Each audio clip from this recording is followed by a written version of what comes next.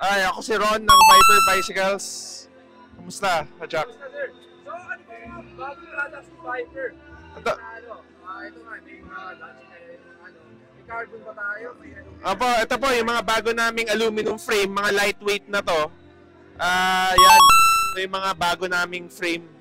No, compatible siya sa mga high-end na mga components din. So pwede niyo ikabit sa mga mga Shimano, XT, XTR, pwede po 'yan lahat. Oo, upgradable. Entry level pwede rin. Pwede rin. Price range siya nasa siguro mga below 10,000. Mga to, below 10,000 frame set. Oh. Tapos yung mga units, mga built bike, every year kami nag-update ng mga design, sizes, components, specs. So laging updated po yung mga models namin.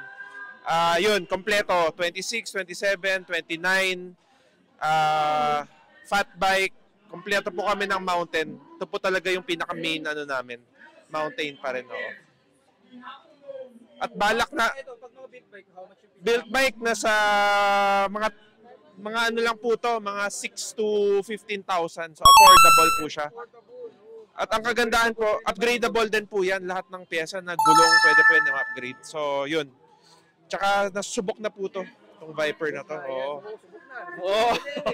Matagal na po to. So, pwede pang trail. Oh. Ito po, mga tri-bike namin, gravel bike. Ito po yung mga bago naming mga, So, yun. Ito po, naka-Ultegra to, naka-XTR.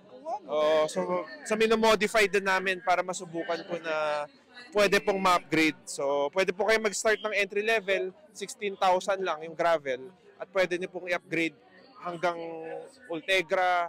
Pwede po yan. Opo. So okay po. Tsaka tri-bike, entry level, nasa 27. So pwede po yan pag may balak po kayo mag-triathlon, gusto niyo ng beginner bike. Try po, pang training pwede. Sir, pwede mo sa bisa nila, yung Legends? Ito po, branded po ng Viper yung Legend. So, nagfo-focus lang to ng mga road bike, gravel bike. Para lang po may, lang kami. Nag-focus lang kami ng mga road. So, ito isa, rin ng Viper po din to. Legend. Oo. So, yung mga tawag na Legends. Gen Z, Supernova. Meron pang mas dyan na road, Gen X. So, ito po yung mga namin. Ano ba doon, sir? Ito pa yung mga mountain bike din namin. So, kompleto rin kami. Yung mga naka two-tone na, yung mga frame, inner cable. Yan, kompleto po yan. Upgradable din po yan lahat ng pyesa na.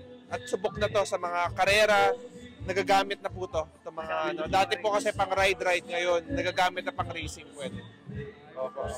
Meron din kami mga women specific kasi marami ngayon po gusto ng mas yung na mountain bike. Ito po yung mga linabas naming bago.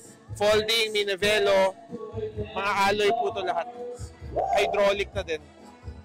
So, kompleto na yung range namin. Price range nasa 8,000 patas. 8,000 patas. Gradable din po yan. So, na po yan. Kompleto na yan. Components nito, naka-hydro na to, mga to. Hydraulic, full suspension, dual disc brake, naka-quick release. Yun. Matitibay yan, quality po yan, yung mga parts nito.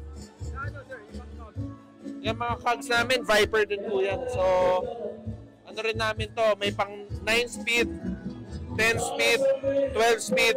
So, kompleto yan. Puro Viper din yan. Mga hubs namin, sealed bearing, alloy, may 6 poles, may 4 poles. So, lahat yan. Namin. Price range ito nasa mga 3,600. 3,600 isang set. Pang Shimano. Pang Shimano po yan. So, angat din po. Hoy, sobrang gaan. Nahulog. Ano pinakamalaki na ito? Sige. Ito po, 52 teeth. Laki. 52 na po yan.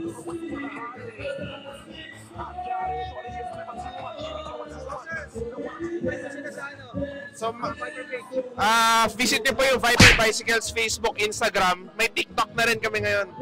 So may mga video kami dyan. YouTube, meron pa rin. Ano rin po, magkakaroon kami ng mas maraming rides sa future. Mga community ride. Tatry namin dagdagan yung mga group ride namin para invite ko po kayo. Pajak, sama ka sa sunod naming ride ha. Opo. Abangan niyo po yung mga ride namin. Magva-Viper sponsored ride tayo. Tambike, ano tayo, kapehan. Oo. Ano tayo. Salamat, Pajak. Okay.